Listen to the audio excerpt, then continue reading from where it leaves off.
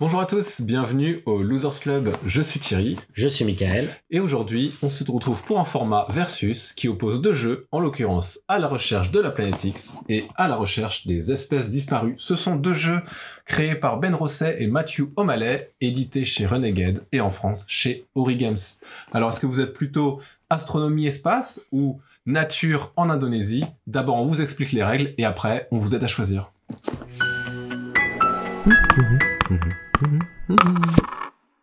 À la recherche de la planète X, c'est un jeu de déduction dans lequel nous allons essayer de localiser la planète X. Pour ça, on va se balader ici au niveau du ciel étoilé pour trouver différents objets qui vont nous permettre de localiser la planète X.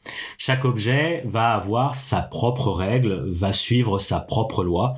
Par exemple, les comètes sont dans des endroits spécifiques du plateau, de la carte du ciel étoilé. Les astéroïdes, eux, vont se trouver toujours par paire. Donc, par exemple, si j'ai réussi à détecter un astéroïde en secteur 2, eh bien, je sais que par adjacence, en secteur 1 ou 3, je vais avoir sûrement un astéroïde. Ensuite, on a la planète naine. La planète naine n'est jamais adjacente à la planète X. Et si j'ai eu du pot et que j'ai trouvé la planète naine en 5, eh bien, je sais que en 4 et en 6, je n'ai plus de planète X. Ce qui élimine des possibilités au niveau du plateau pour localiser la planète X. Ensuite, on a les nuages de gaz. Les nuages de gaz sont adjacents à des espaces réellement vides. Et dans le jeu, il y a deux types d'espaces vides. Il y a ceux qui sont réellement vides, où il n'y a rien, et des espaces qui vont apparaître comme vides, mais où se trouve la planète X. Donc il n'y en a qu'un espace, bien sûr.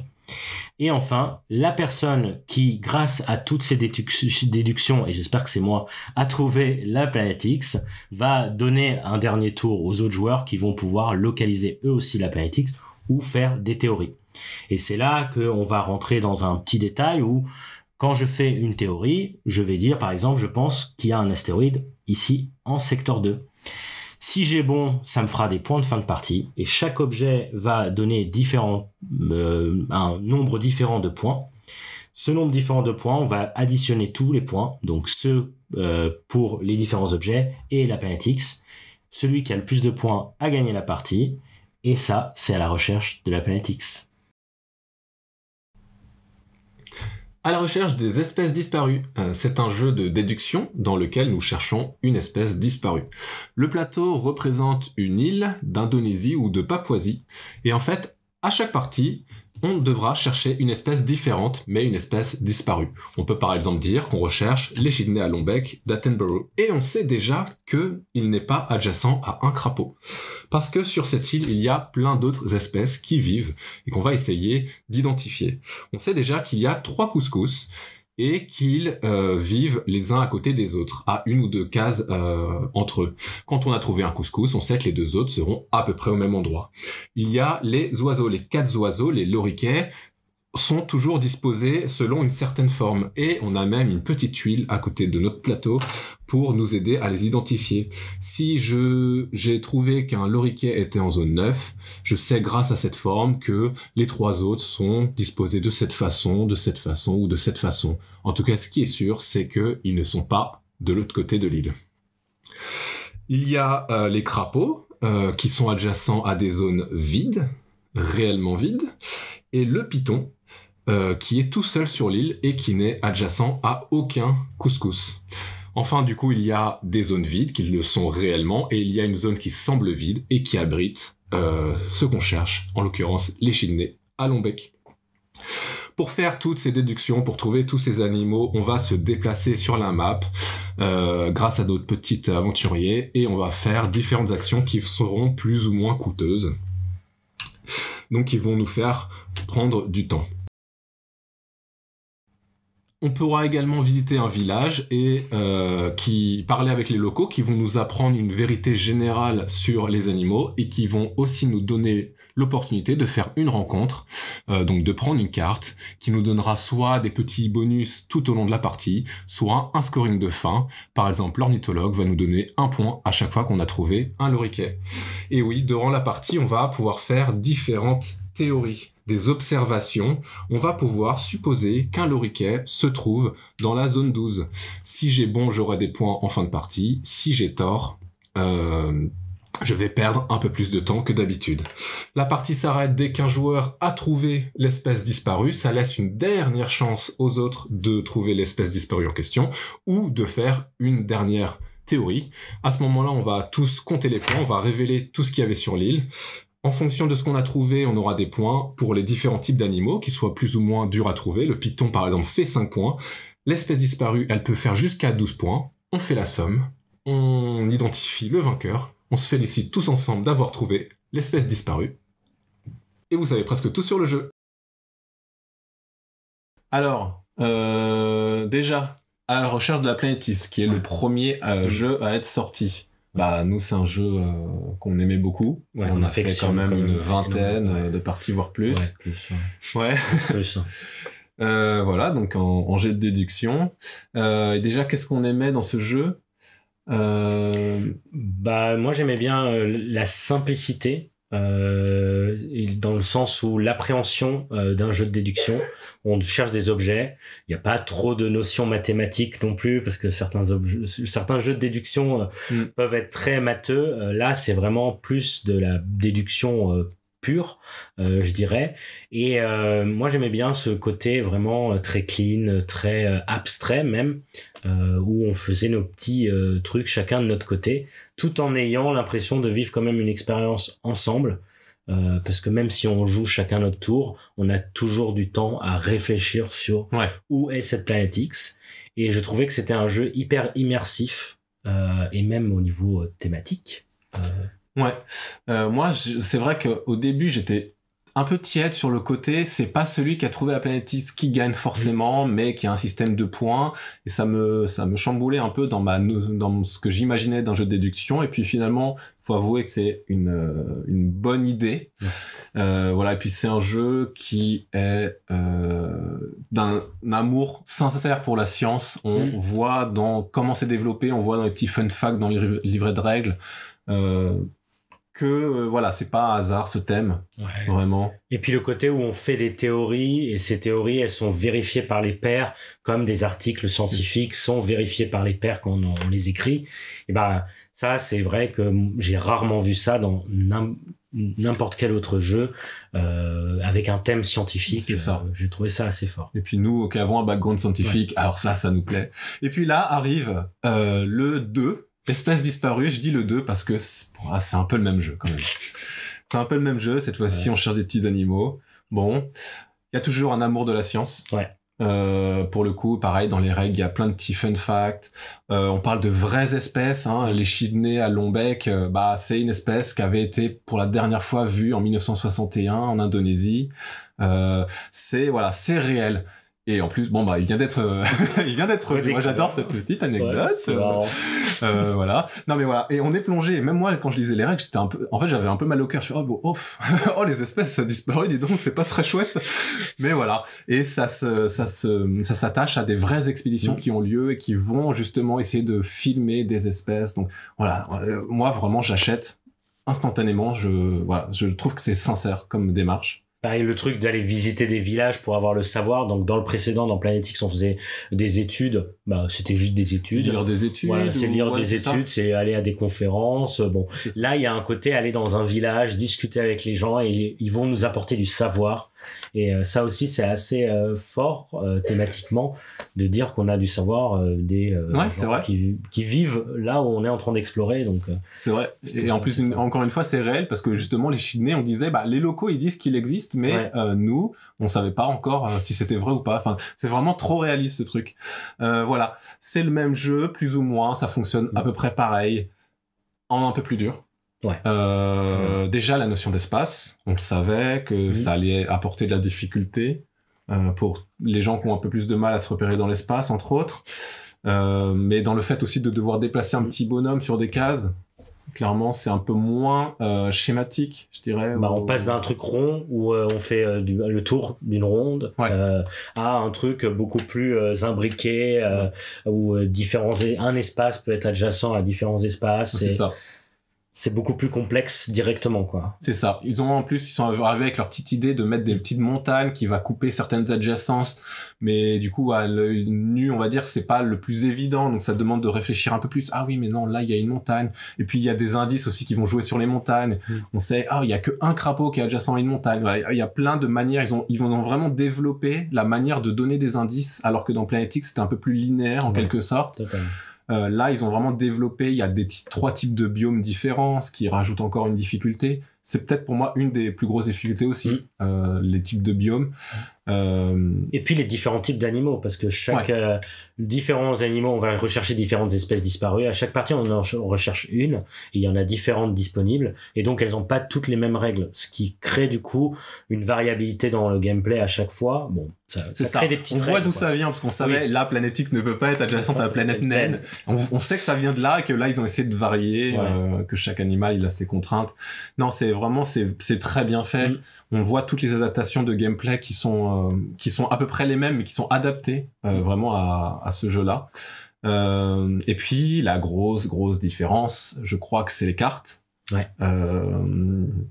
qui vont jouer sur des pouvoirs immédiats, des pouvoirs permanents et assez forts, et des points des points de fin de partie.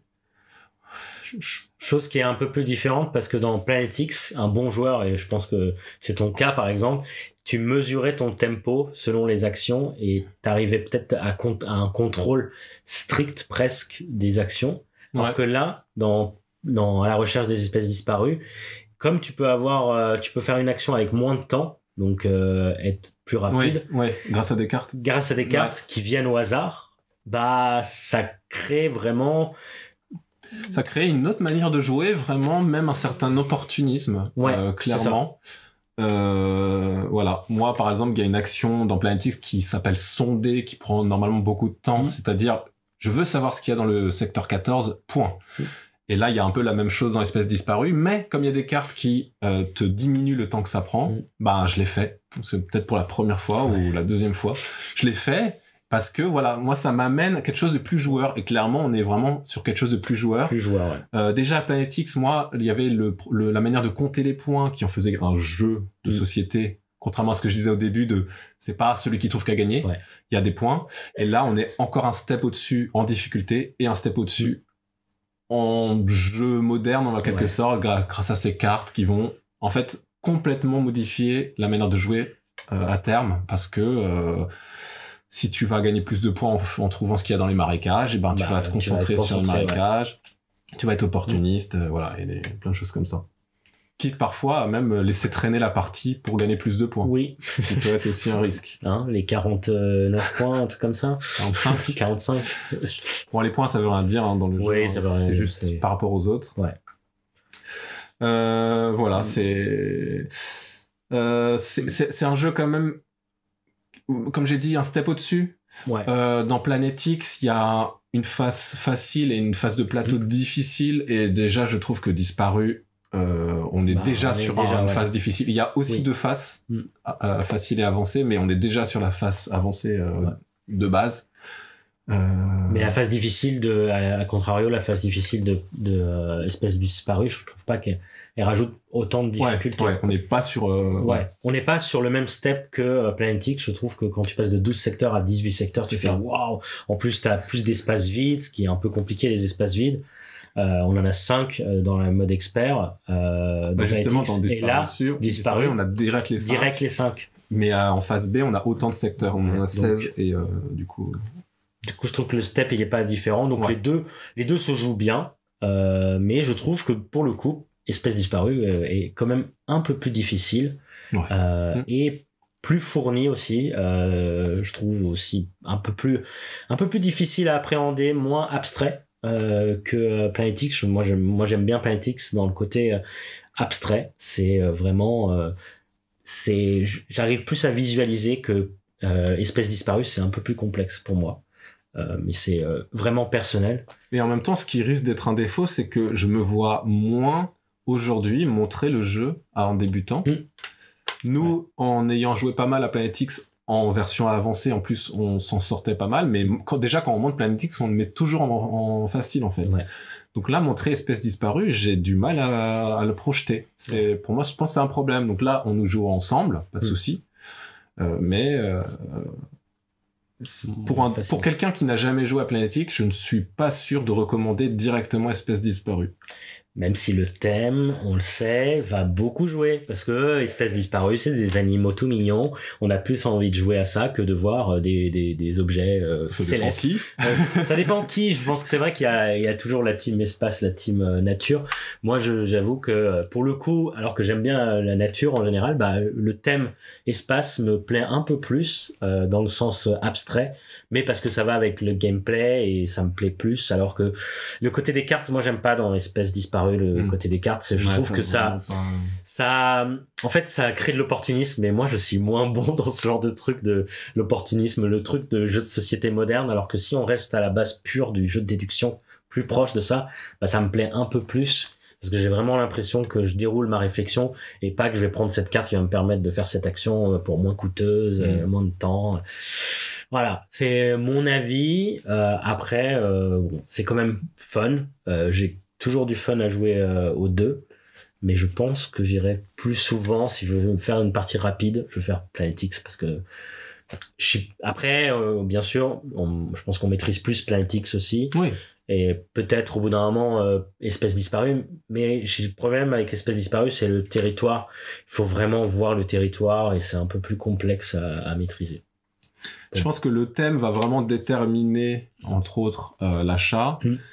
Et en fait, il y a quand même quelque chose de plus concret dans espèce disparue. Je sais pas, je trouve qu'il se passe quelque chose d'un petit peu plus concret dans le fait de se déplacer, de chercher des espèces, même de les visualiser, imaginer qu'un python n'est pas à côté d'un couscous parce que c'est son prédateur, enfin plutôt parce que les couscous fuient le python. Tu peux te raconter rapidement une histoire que de dire que un nuage de gaz est en face d'une météore. Tu sais pas quelle histoire te raconter. Donc c'est vrai qu'il y a ça, et de plus en plus dans l'espèce disparue, on en a fait 3, et j'ai vraiment réussi à de mieux en mieux appréhender le jeu et prendre du plaisir à faire les déductions en adjacence, qui sont beaucoup plus complexes que dans Planet X, mais du coup qui sont encore plus plaisantes quand ça se déroule bien. De trouver les oiseaux comme ils sont adjacents entre eux. Voilà, j'ai vraiment pris du plaisir à ça. Mais c'est si vous voulez un step up, je suis pas sûr de le conseiller à quelqu'un qui n'a jamais joué, malheureusement. Ça risque que de tout de suite couper court et de refroidir. Après, ce qui est bien, c'est que ce sont des jeux qui s'adaptent vraiment au niveau des gens et on peut découvrir le jeu tranquillement. On prendra peut-être un peu plus de temps et en fait on sera peut-être plus satisfait aussi.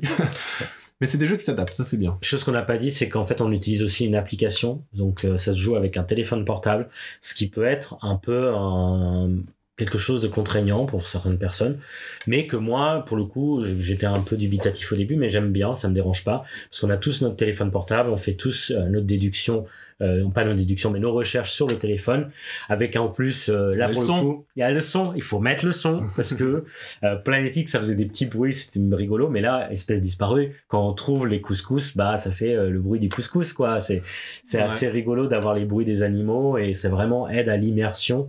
Et je trouve que c'est quand même si on joue séparément, on a quand même on fait nos propres déductions. Moi je regarde pas trop ce que font les autres. Thierry, il est un peu plus fort, un peu oui, il a regardé ça, donc s'il a pas fait ça, bon, on le fait un peu, mais les déductions des autres peuvent nous aider aussi. Donc c'est vrai que c'est quand même un jeu qui reste une interaction passive, je dirais, mais ça reste quand même un jeu que j'ai envie de jouer à plusieurs. Je trouve qu'il est parfait à deux aussi. Donc, très bien à deux. Ça, c'est vraiment voilà. Pour moi, c'est les deux dans le jeu de déduction, sans trop spoiler, c'est vraiment c'est des pépites quoi. Bon alors entre les deux, lequel tu gardes? Planet X pour l'instant, mais ça restera Planet X. Même s'il y en aura un troisième, ça restera Planet X parce que c'est les premiers amours.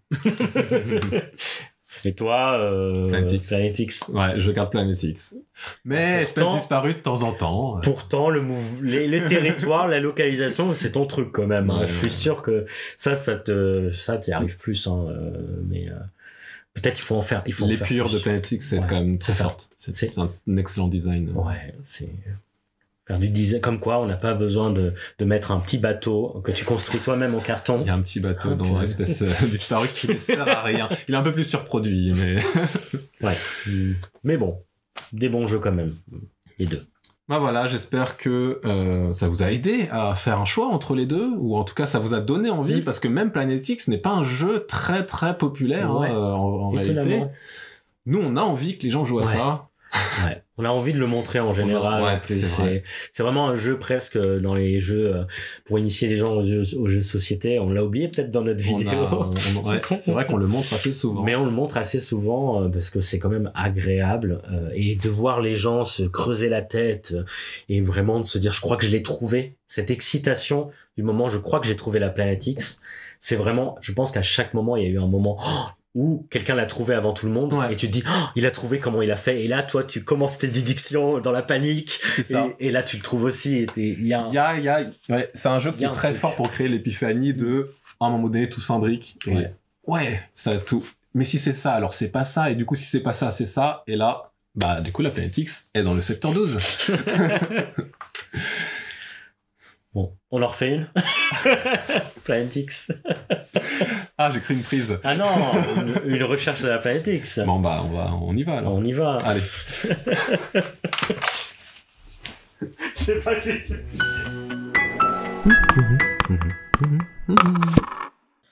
Et c'est à la recherche de la Planète X. Oh non. Non, non.